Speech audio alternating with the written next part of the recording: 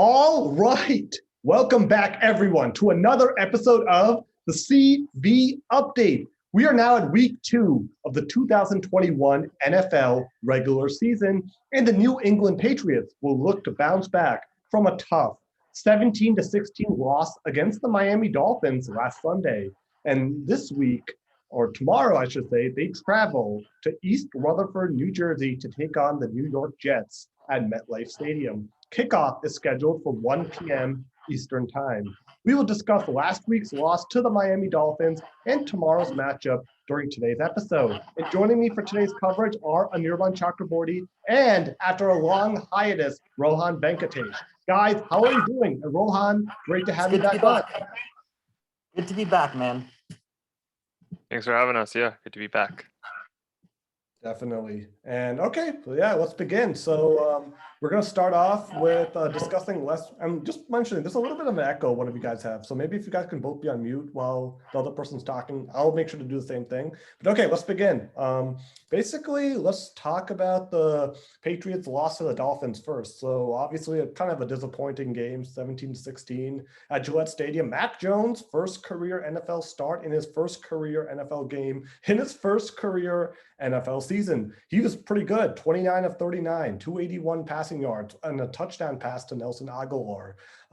Damien Harris, the running back, 23 carries for 100 yards. He did lose that fumble late, which did cost them the game. Nelson Aguilar, 5 catches for 72 yards and a touchdown. And so that's just the breakdown of the statistics over the offense. And I'm just going to discuss the Jets. So both teams are going to be 0-1 for this game. The Jets lost to the Carolina Panthers week 1 at Bank of America Stadium in Charlotte, 19-14. Zach Wilson, the quarterback, also he's a rookie as well. 20 of 37 for 258 passing yards, 2 touchdowns and an interception thrown. Tevin Coleman's their lead running back, at least he was for the last game, 9 carries for 24 yards. And new acquisition, Corey Davis, they got him from the Tennessee Titans, 5 catches for 97 yards and 2 touchdowns. They signed him as a free agent, I should say. So that's I guess the key breakdown for the Jets offense. And Mekhi Becton, the left tackle, the Jets lost him due to a dislocated right kneecap. So he's been placed on injured reserve. So he will be missing this game. He's a good player. So definitely the Jets offensive line is going to be weaker without him. And Patriots offensive tackle Trent Brown exited the Dolphins loss. And I do hope he's ready for week 2, because after he left the game, like the Patriots run game wasn't the same. If you remember the first 2 plays for the Patriots, it was a run, and they got big chunks of yards. Like the first play, Damien Harris got like 20 yards or so, and then afterward, the offense kind of struggled. So that's just sort of what I'm hoping to, at least hopefully Brown is able to play, and I do hope Becton makes a speedy recovery as well. But let's talk about the Patriots-Dolphins game first. So I was happy with Mac Jones's performance, but I just want to hear what you guys had to say. Like, what did you like and dislike from the Patriots-Dolphins game? Rohan, let's start with you first. Like, what were your Yeah, sure. Yeah, I mean, I definitely thought it was mixed. Definitely much more in favor of Mac than against him. I mean, he did manage to get that touchdown pass to Aguilar.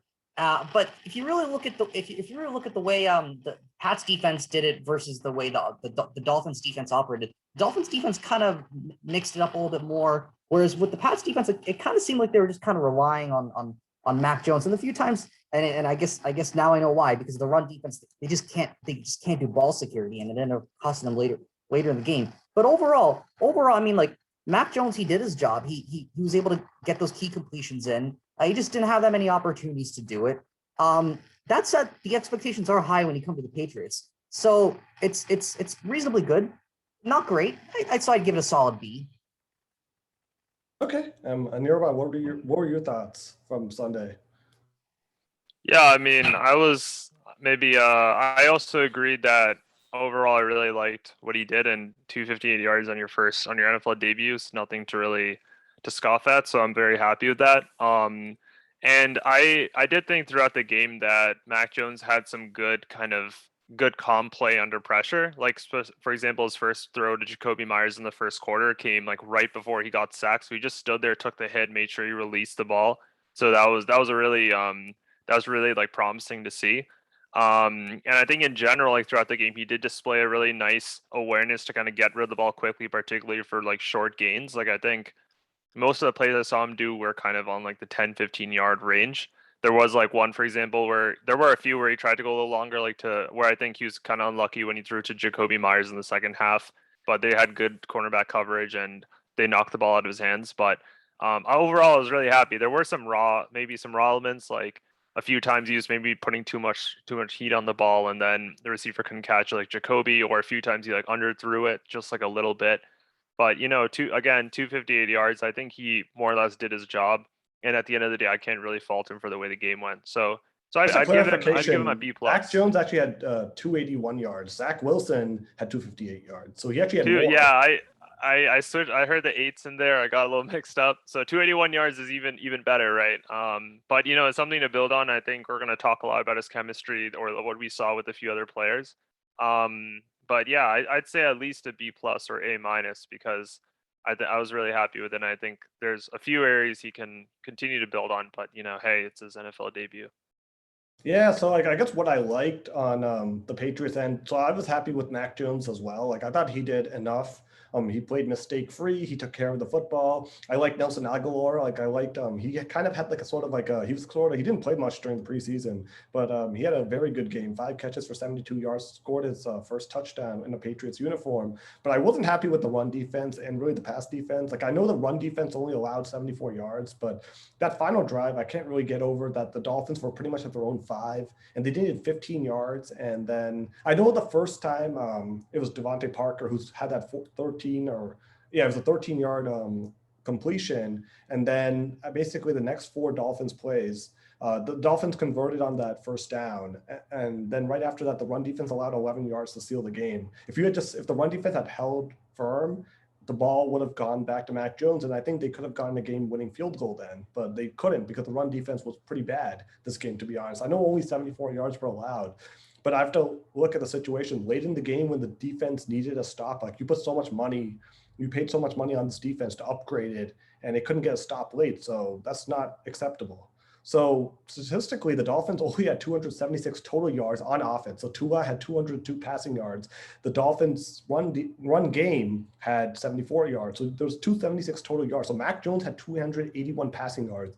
He on his own had more total yards through the air than the Dolphins did, and they still lost by 1. So to me, that's not like, I wasn't happy with the defense in this game just because I thought the defense didn't do enough late to win this game. And if I could jump in for a second too on that. Yeah, I think another disappointment, something that I'd mentioned, I know in the preview, was how excited we were for the new kind of players on our defense and our pass rush, like Devon Gotcha, and how we predicted a higher pressure on Tua.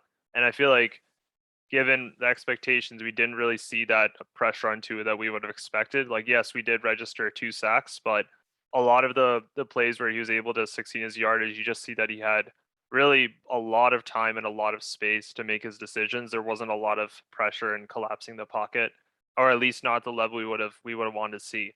But one thing I would like to say is I did feel like one person that we were kind of doubtful about was Jalen Mills, as cornerback to replace Stephon Gilmore. And I know there was like one play where I guess he let Devontae Parker go for like a 13-yard gain, but one play I want to highlight that was really stupendous in my opinion was how he essentially stripped the ball off Albert Wilson at the end of the second quarter, which would have been a surefire touchdown for the Dolphins. And they were down 7-10, so they had to settle for a field goal. But I thought that was an excellent defensive play, and I thought that was a good play. Because a lot of people were doubtful about him replacing Stephon Gilmore, so I did want to point that out as a really good. Yeah, he was good. And I just wanted to, I had a lot of grievances on this game, so I wasn't actually done when I was talking about what I didn't like. So obviously I was not happy with the defense at all. And really, like, I wasn't happy with the run game either. It's like, I know Rohan, you mentioned it, like Damien Harris fumbled, Ramondre Stevenson fumbled. And the reason Harris had the ball pretty much every possession late was because Stevenson essentially was punished after that fumble. He was essentially benched. And as a result of that, Harris was just exhausted at the end of the game and he lost the fumble. But overall, the team had 4 fumbles this game and they lost 2. So that's not acceptable to me either. Like, you fumbled the ball 4 times. Ball security is one of the things the Patriots always are so pride themselves on to have. And when you lose the ball 4 times, that's going to happen. You're going to lose the ball eventually, right? Like sometimes you might get lucky after a couple fumbles and you may be able to recover all of them. But in this case, you fumble 4 times. I say you deserve what happens to you. You fumble it twice and you lose the game on the critical play. So ball security is something they absolutely need to emphasize going forward. There's no excuse for fumbling the ball 4 times. I don't care if it's week 1, week 10, or whatever. You cannot And lose that's the not even football. strategic. That's something you can take care of in training camp. Yeah, so I mean, I don't honestly put it on the players. The players need to be better with this because, I mean, it can happen. Like, I don't know, like there's no excuse for that. That's why like that type of stuff. And then I guess, yeah, there's all sorts of stuff, I guess, which I didn't really like from the game. I probably took a lot more negatives from this game than positives. And yeah, I mean, 8 penalties for 84 yards, that's inexcusable as well. I mean, it was just a very unpatriotic game. I honestly think the Pats were lucky that it was close as it was. I mean, I don't know. I mean, I still think like, even despite all this, they were in position to win this game. 9 of those points, 9 of the 16 points came from field goals. Yeah, I mean, that's another thing too, but I'll also just emphasize the red zone. They were in the red zone 4 times this game. They only scored 1 touchdown. That's not acceptable either. Like for a good football team, which is what we're sort of aiming for now, because last year we're saying it's an anomaly. But for a good football team, and I'm talking about a playoff team, you need to get into the red zone. You need to get into the end zone more than once. So obviously this is week 1 and I'm not going to criticize Mac Jones as much, but I think going forward, this team needs to, I don't know, there's a lot of stuff to improve on for which I'd like to see in tomorrow's game against the Jets. So yeah, that's like a case. I got a lot of negatives. Obviously I was happy with Mac Jones. I'm not going to really put this game on him because I thought he did enough, but I think going forward, the rest of the team does need to step it up. And I think they can. Like Bill Belichick is the great, we always say he's like the best coach in the NFL. And I still think That's why I'm not worried. So I'm actually not as worried because a lot of the issues, like things like fumbling the ball, those are mechanics issues. If it were more fundamental, systemic, strategic issues, I would have been a lot more worried. But things like ball security, yes, it is very problematic, but there's a lot of room for improvement. Yep, exactly. Belichick, and knowing the way he drills his players, he's gonna be on top of that. And this is just a matter of a hole that the Patriots need to plug. And once they do that, they're gonna find themselves in a far, far better position. Definitely. Yep. So that's like basically how yeah, this is what I liked and disliked from the game. So yeah, let's move on to the next question. So what grade do you give Mac Jones for the game? I'll just go first. B+. I give him a B+ for this game. I thought he did enough, but I guess in order to get the A, I'd like to see probably like them. It's not the win. I don't. It's not about the win per se. It's more just I think this is more on the coaching staff, to be honest. Like I think they were very conservative with him for the first game because they didn't really know how he'd do. So I'm giving him a B+, which it's very good. But in order to get to the A range, then I think I need to see like them actually trust him late in the situation. So this isn't really on Mac Jones that I'm giving him a B+, but I think for the next game, I'd like to see him air it out more. And I don't know. I mean, I think I'd like to see more touchdowns. And in that case, that's the case, then if he does that tomorrow against the Jets, then he'll definitely get an A grade, provided they win. So I don't know. What was your grade for? I think, this game, yeah, I think guys?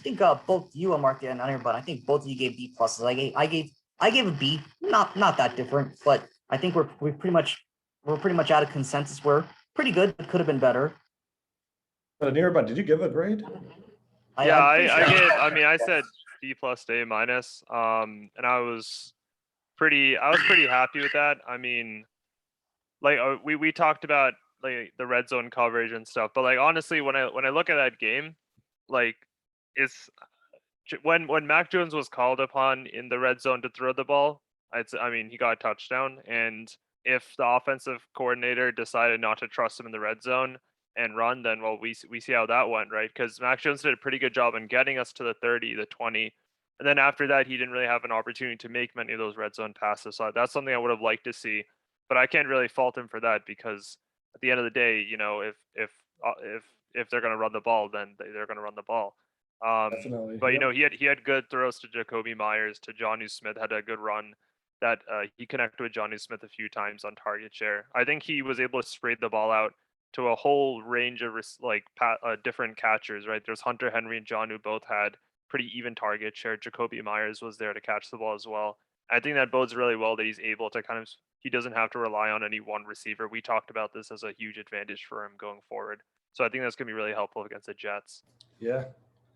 Yep, definitely. Okay, so next question. Any concerns for the run game following 2 fumbles, one by Harris and the other by rookie from Andre Stevenson? Rohan, let's start with you. I guess I kind of addressed this earlier, saying that I mean, lack of ball security is probably one of the worst things that you see on the field. But the good news is that it's the most easily fixable. So yes, it's bad. I'm not gonna lie, it's terrible actually.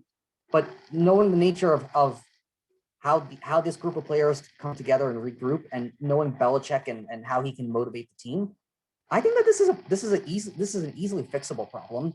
And they pretty much got everything right. They were able to get to the red zone. I mean, and of course, we're talking about the defense here, but so that's aside from that. But or the fumbling. But the offense overall did a reasonable job in pretty much getting to the red zone. Obviously, they had issues finishing it off, getting it all the way to the end zone.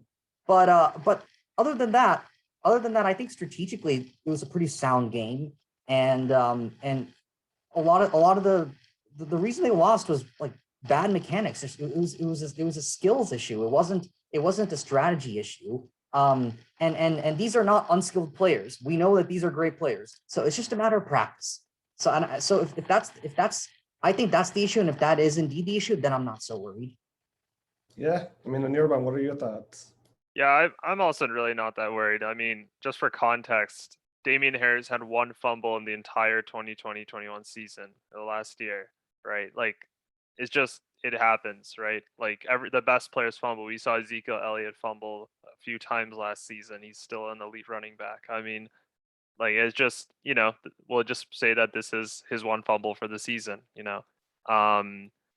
and like you yourself said, ball security is there. So I just view this as an anomaly, not really more than that. There's really no reason to think so, in my opinion. And honestly, the more we see them starting to trust Mac Jones in the red zone, the more we actually see them giving him opportunities in the final 20 to really get the touchdown. We only saw him really get, like I mentioned, we only really saw him got 1 chance, and he made good of it by scoring a touchdown. So I think we're also going to see that relieve this strain. When you have every single red zone play have Damien Harris running in, I mean, eventually maybe a mistake happens. Yeah, I mean, I guess I'm a little concerned naturally, but like I do think like, yeah, as you guys said, like, I mean, it is early and ball security is something that can be fixed. And hopefully Harris, like they get another back to like, I mean, either Stevenson emerges or JJ Taylor or James White becomes like someone else they can rely on for the run game. So if that's the case, then I feel fine overall. But yeah, I don't know, like 2 fumbles, I am a little bit concerned. So I'm probably a little bit more worried than you guys are, but that's because like, I don't know, I just don't like losing that many fumbles in the game. Like 2 fumbles is pretty bad. Like if you lose the turnover battle, which they did in this game, usually you're going to lose the game. So it's just about like kind of limiting the turnovers. So I am a little concerned, but I'm still willing to give them the benefit of the doubt that they'll figure it out. Okay, next question. Any concerns about the Patriots defense following poor showing against the Dolphins? I know it's 17 points, so maybe I'm being a little harsh, but I don't think I really am, because as I just mentioned, like when it came down to crunch time, the Dolphins delivered. That is one loaded question very good, with an implicit assumption in there that the Pats defense sucks. Yes, it is a loaded question, but you are not wrong. It was just horrible last week. What was going on there? Like they were allowing the run game. They were allowing the passing game. They were allowing the big plays. It just felt like they didn't show up.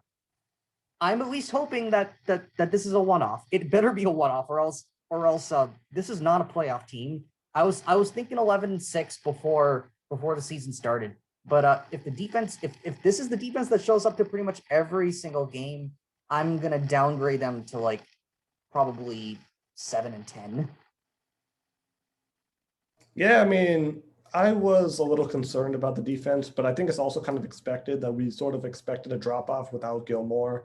So the secondary, I thought the secondary was okay overall. Like Jonathan Jones did have a nice interception. And I think the defense, while I was critical of them overall, they did only allow 17 points. So I guess I'm not that overly concerned, because I feel like over the years we've kind of seen the Patriots as sort of the bend, don't break defense. Like that's sort of what they've become known for, where essentially they won't have the greatest statistical games. They'll allow big statistical performances, but the big thing they kind of limit in the end is getting in the red zone and scoring touchdowns. That's sort of what the Patriots defense has been known for these last couple of years. Like before, it used to be like an elite defense, like maybe the 2003, 2004 teams, like the early Super Bowl era, the first dynasty, you can say it, like those teams were very kind of heavy on defense, and those were probably like elite defenders, like really up to probably like 07 or maybe like 08 time, like when you still had like a great core. But I feel recently their defense isn't really like that type of defense anymore. Like they still had a good defense in 2019. I think it was top ranked,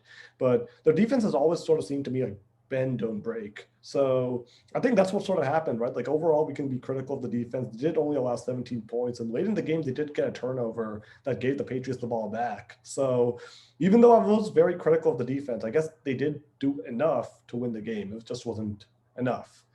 So yeah, I mean that's sort of Yeah, I mean, I don't know. I think I personally didn't feel that apocalyptic about the defensive performance in this game. I mean, there isn't that much to complain about especially compared to where we were last season. Like, yes, I do think that we're gonna need to be able to pressure QBs a lot more with the line we have than we did against Tua. But you guys have to keep in mind one very important thing, right? Next week we're playing the New York Jets. All right, the Jets have one of the worst offensive lines in the entire league, and they literally just lost their left tackle, as you mentioned, right, Mickey Becton. So he's not even going to be out. The Panthers defense sacked Wilson 6 times and recorded an interception the last game. They had a phenomenal game against them, and if anything, the Jets' offensive line is going to be even worse, right? And I think we just need to put that into context. So the Jets are a far weaker team than the Dolphins, and that's not to say like I wasn't really praising their wide receiving core that much with Jalen Waddle and Devontae Parker. But again, we're going to be playing the New York Jets, right, which is a weaker team on that regard. And honestly, I'm willing to see like what happens there. I think if we allow 17 points, 200 yards to the Dolphins, including a really key interception, and that's the thing, right? Like, I don't really want to put all this loss on them. They gave us the chance to really win the game, and it was ultimately an unlucky turnover that prevented it. But what would the narrative have been if Damien Harris had managed to score a rushing touchdown? Then you'd be praising the defense, saying how clutch it was for a turnover, right? So that context is what matters here, right? If that hadn't been what happened, then we'd be praising the defense for a really key clutch play. Does that mean we'd be praising the defense in Super Bowl 52 if Brady doesn't fumble that ball late? Is that what's happening now? I don't know. I mean, that's just kind of what the scenario is. That's what the context does to us. And yeah, next week we're going to be playing a team which by all means we should have a huge capability of pressure. And just for clarification, next week is actually tomorrow. So well, it's Sunday's when the next week starts, right? So that's how I think about it. Yeah. Okay. Yeah, no, that's fair. Like, I mean, maybe I am being overly critical, but maybe that's what makes this show more fun, right? When we have people overreact to a bad performance. At least we're not Packers. At least we're not the Green Bay Packers who got shelled by the New Orleans Saints last week. So there's that at least. But okay, yeah, let's talk about the New York Jets a little bit more now. Like we talked about last week's game, so now we're going to actually move on to tomorrow's game. So how do you compare Zach Wilson to Tua? I'll go first. Like I think he's a very good passer, and I think compared to Tua, I don't think Tua is like, I think at best he's like mediocre to solid. I think Zach Wilson could be very good over time. And I thought he looked pretty good against the Panthers. It was just like obviously his first career game. He has a bad offensive line, but him and Corey Davis, that's a real connection to kind of watch out for. 5 catches, 97 yards, 2 touchdowns. Seems like he's already like a favorite go-to target for Wilson. So I think Zach Wilson is a pretty good passer, and I think he could be a very good quarterback, if not great. But I don't know. Like I'm very skeptical to how the Jets sort of develop these guys because I don't know. The Jets really haven't been good at developing quarterbacks. They've drafted a ton over the years. Mark Sanchez, Geno Smith, Christian Hackenberg, like you name it. Like Sam Darnold, who's actually now with the Panthers and just beat them. They're able to draft these quarterbacks, but none of these guys have really panned out as like great long-term solutions. That's why they're on another guy like Wilson, who I think is good. I just don't know if the Jets will just ruin him and he'll have to go somewhere else to find success. Or maybe Robert Saleh, who I actually like as a coach. I think he's a terrific candidate. Like he's a perfect guy for this type of job. I do like Saleh a lot. I mean, maybe he develops under Saleh and actually the Jets sort of break that trend of like sort of ruining young quarterbacks' careers. But yeah, that's my sort of take on Zach Wilson. I think he's good, and I think he is better than Tua, but he can be better than Tua. Tomorrow's going to be interesting. Two rookie QBs, both 0-1. one of them is going to have the losing streak snap. So we're going to have to see which one is. I hope it's Mac Jones, but I guess that's probably the only obvious difference between Zach Wilson and Tua is that Tua's got about a year of experience, and I mean he's shown himself to be like pretty good during that time frame. Zach Wilson, we don't know as much information. As you mentioned, I mean, he does have a pretty good pass game, but other than that, I would say it's kind of a wild card. But given the fact that the Jets defense is kind of depleted right now, we're probably not going to be able to get an accurate assessment of Zach Wilson tomorrow. But given the struggles for the Pats defense, but also given the fact that the Jets offense has been pretty much decimated, I would have to say it's probably going to be a low scoring game tomorrow. I think it's going to be relatively low scoring. I think I got tomorrow at 14-13 Pats. Oh no, we're not at predictions yet. That's like the last. We're not there yet. Oh, sorry, man. Oh man, I don't want to spoil anything. But oh man, yeah, we'll get to predictions, but yeah, that's like the last question. So I guess people have already heard yours, but okay. Man, Anirban, go ahead. I feel like I'm watching a very different Pats team than the rest of you guys. I really feel a lot more optimistic about tomorrow, but I first want to talk about Zach Wilson. I like him a lot. Disclaimer, he is on my fantasy football team, so I was interested enough to pick him up. But in any regard, against the Panthers, it was kind of a tale of two halves for him, right? In the second half, I think we saw a display that a lot of people are very excited about, right? In fact, on their final drive, and I was reading about this on the NFL website, on their stat line, how he threw for 108 yards and a touchdown, right? And there's also that chemistry between Corey Davis that we talked about. I think he's definitely going to be a great quarterback. I think the issue is, like we saw with the Panthers, his offensive line cannot protect him, so he has to release the ball very quickly, and he's probably going to get banged around a lot. And if anything, I think we're just going to continue seeing that with the Patriots, right? The offensive line is going to be a huge factor here. But even then, the Jets didn't really have much of a run game against the Panthers, right? We heard a lot about Tevin Coleman and Ty, but we didn't really see. I think Coleman had like 45 yards rushing or something like that. Not at all that spectacular, right? So you can imagine that we're gonna. Coleman had 9 carries for 24 yards, so even not as 24. Much okay, maybe I was thinking about the total, but in any case, that's even less, right? So I don't really anticipate too many problems from their offense that we didn't see against the Dolphins. I think we're going to see way less of a run game efficacy, just because I don't think the Jets quite have the talent of someone like Myles Gaskin or the committee that the Dolphins have put together. And in terms of their passing game, yeah, they have Corey Davis, but we'll just put J.C. Jackson on him, and I think that'll be a good enough matchup for us.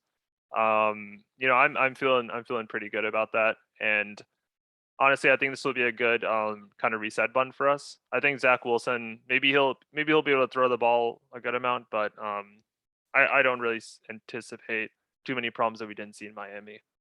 Yeah, no, that's fine. Okay, so let's talk about so next question. Besides Mac Jones, which player or players would you like to see step up on Sunday? So let's start with you, Anirban. Who would you like to see step up for the Pats? I want to see Jacoby Meyers step up. And when I say step up, I don't really mean, he had 44 yards against the Dolphins, including a few good looks early in the first quarter and later. And I think he's still developing that relationship with Mac Jones, just like everyone else, like on the few plays where maybe there's a little too much fizz. But I think otherwise, Mac Jones was able to read his routes pretty good, including, I think I mentioned that long pass that was very narrowly kind of knocked by excellent defending. I think it's against the Jets, we're hoping to see Jacoby Meyers really step up as a wide receiver one. We know he is. And I'm hoping that his route running and Mac Jones' ability to find him can allow him to rack up some really big yardage. So I'm really hoping to see a very big game from Jacoby Meyers against this really depleted Jets defense. Yeah, Rohan, what are your who would you like to see step up tomorrow? I'm gonna have to go with J.C. Jackson because on some of the few of the big plays, for example, that big play from Tua over to Devontae Parker. I mean, you got to see the corner step it up over there, and I mean, of course, it was a very, very tough play to stop, but I mean, great defenses do come through in situations like that, and I'm not necessarily blaming J.C. Jackson for that outcome, but it's plays like that when the defense stops it that can be the crucial difference between winning and losing. So if I had to point to anyone on the defense, it would have to be over there. I would have said Damien Harris because that would have been the obvious choice, but given the fact that he had a pretty good game up until those final moments. Yeah. Was that JC Jackson or was that like Jalen Mills? I'm just trying to remember. Are you like going for the right person there? I'm just trying to remember because like I think it might have been Mills, right? Because JC Jackson. I think the 13-yarder was to Mills, yeah. But you are right. Like JC Jackson was covering on the Well, yeah, I think that might have been Jalen Mills, Whatever, but JC Jackson. okay. Well, in any case, yeah, I'm sure JC Jackson, like we would love for him in a good game, and I'm presuming he's going to be on Corey Davis. So he's their number one now, right? Without Gilmore. So yeah, I mean, they're going to need JC Jackson to really step it up because I still remember last year against Buffalo. I know the game didn't matter anything, but they got torched by Stephon Diggs last year against the Bills. And JC Jackson was largely responsible for getting scorched. So yeah, I mean, I think he is a good cornerback for sure. So yeah, I mean, JC Jackson is a good candidate. For me, there's two of them, like Hunter Henry, like he signed a big contract this offseason with the Patriots, 3 catches for 31 yards. I'd like to see more involvement from him because I think he's a pretty good tight end if he's healthy and like he's able to play, and he is healthy right now. So I think Hunter Henry can be like a favorite target for Mac Jones just because he's very reliable if you give him the ball. So Hunter Henry's someone I'd like to see get more involved. And also Kendrick Bourne, just 1 catch for 17 yards. I'd like to see him get more involved too. I think both of those guys are solid players. So I'd like to, if you can get involved more of these guys in the offense, then it just makes the offense more versatile, less predictable, and just overall better to have more guys involved. And I think Bourne and Henry are both capable of doing more than what they showed Sunday. So yeah, those are my 2 picks. And then I guess we kind of have already like talked about this a ton. So this next question is really just what do the Patriots need to do to win Sunday, like specifically? So like Rohan, your keys to the game, what are they? The Patriots will win if they do. Not to sound like a broken record or anything, but ball security. Just get the mechanics right. Do the basics right. You're already doing everything else right. You're strategically sound. Just do the basics, handle the mechanics, don't lose the ball. It sounds very rudimentary, but it's really just going to come down to that. I mean, no disrespect to the Jets, but if the Patriots manage to do all of that, the Jets seem like a very manageable and beatable team. Yeah, I mean, Anirban, what are your keys to the game? Keys to the game: pressure the pocket. Pressure Zach Wilson. Don't give him time to really look for passes. Force him to make mistakes or take a sack. I'd say that's really a big one. And then trust Mac Jones in the red zone. Give him the chance to do those one-on-ones with Kendrick Bourne or Jacoby Meyers. Take advantage of the dual tight end situation that we have and really give Mac Jones the opportunity to spread out the ball and get people involved on the passing side. Yeah, I really don't have anything else to add. I mean, for me, it's just capitalizing the red zone, pressure Zach Wilson a ton. He's a rookie, remember. He is good, but he's also a rookie. So force him to make bad throws, pressure him, force him to make bad throws, which are intercepted, hopefully. Maybe get a fumble. Really try to make him like uncomfortable in the pocket, because if you can make him uncomfortable in the pocket, he will make mistakes. And then I really like the Patriots' chances of winning this game if they win this turnover battle. So now finally, last question, who's gonna be winning this game? So Rohan, we already heard, like, do you want to sort of explain that a little bit more, like your pick? Let's start with you, since you said 14-13, right? I'm guessing Patriots. 14-13. I said 14-13 because I'm not expecting the Pats defense to completely recover from last week. There's still a lot of work to be done on the defense, but given the fact that the Jets defense is pretty much depleted, I'm gonna hold the Jets to 13 points. Or yeah, they'll get a touchdown, but it'll be probably a touchdown and maybe max a couple of field goals after that. But I got the Patriots getting 2 touchdowns. I got Mac Jones throwing 1, and I got the other one being a rushing touchdown. So I got 14-13 Pats. Okay, and Anirban, what's your pick?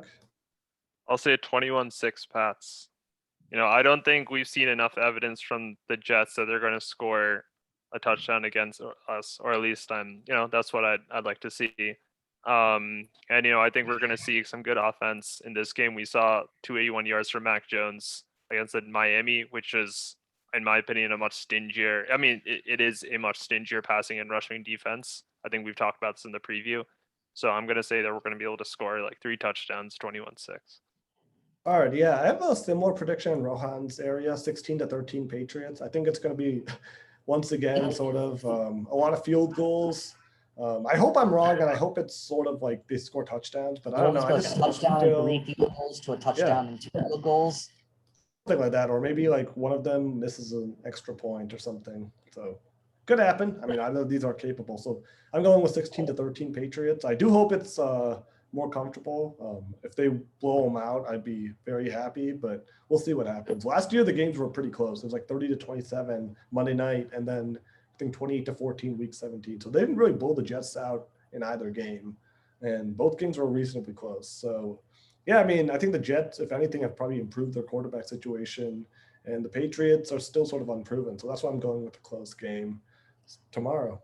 So yeah, that's it for the show. So we'll be back again next Saturday to discuss the Patriots' hopefully win against the Jets, but we'll be discussing the past performance regardless against the Jets, and also we'll be discussing their upcoming matchup with the New Orleans Saints next Sunday. So stay tuned for a preview of that game. And yeah, I mean, after that game, it's just one more until the big reunion, right? So that's going to be something to look forward to. I forgot, who are they playing? Who's the quarterback of the Buccaneers again? I forget. Is he someone? Some guy, someone I've never heard of him. Just a guy. Jameis Winston, yeah. Something like that. Something like that. Yeah, never heard of him though. I mean, probably hasn't won that many Super Bowls, right? Or anything. So, all right. Anyway, that's a joke for anyone who couldn't tell. So we still love you, Tom Brady. Don't worry. Except for week 4. But anyways, yeah, we'll cover that more in a couple of weeks. Anyways, okay, that's it for today's show. Have a great weekend, everyone. We will enjoy the games tomorrow, and we will be back next Sunday. Until then, we will see you later. See ya. Thanks.